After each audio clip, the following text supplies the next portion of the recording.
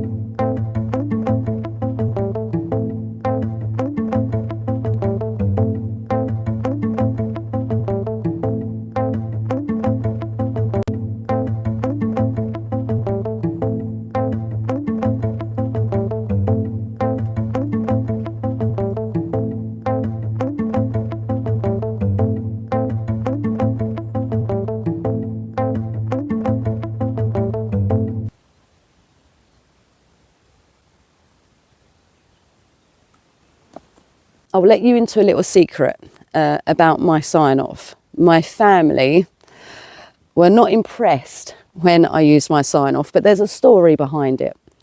So Mod and I were sat under a bridge and we were battling full gale winds, absolutely hammering it down. And we sat under a bridge to eat a KFC in the partial dark. Some young lad had turned up with a torch and a spray can, and we thought, oh, we're going to get to witness some art being done here. He just signed a little signature and then he put his can away, and I said to him, oh, hold on. Well, if you're doing a tag, shouldn't you do a bit of art to tag? Otherwise you're just tagging someone else's art. And he said to me, I'm not an artist.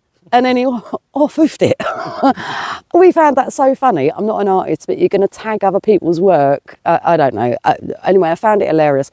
And then from that day forth, every time we were doing an odd job and Mod's going, oh, you missed a bit there, I'll go, well, I'm not an artist. Or I'll say to him, you missed a bit there. And he'll go, well, I'm not an artist. And it gets deeper than that, actually, because when I was at school, I was kicked out of my art class, and I wasn't allowed to progress into my exams or anything like that. I wasn't even allowed to attend art class because apparently I talk too much. Go figure. So they said that because I talked too much and the art teacher and me didn't get along very well, that was it. I didn't do art at school. I didn't do art at college. I've got no qualifications whatsoever in art.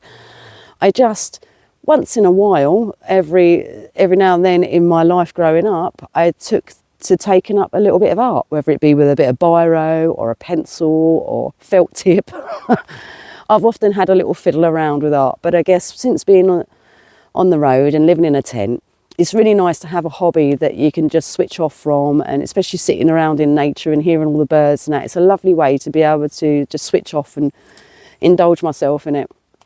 So that's where the sign off come from. So one day when I start making big bucks, should we say, and I'm as popular as Banksy, doubt it, but if ever that happens, I will start signing it off as I am now an artist. Huh? Get it?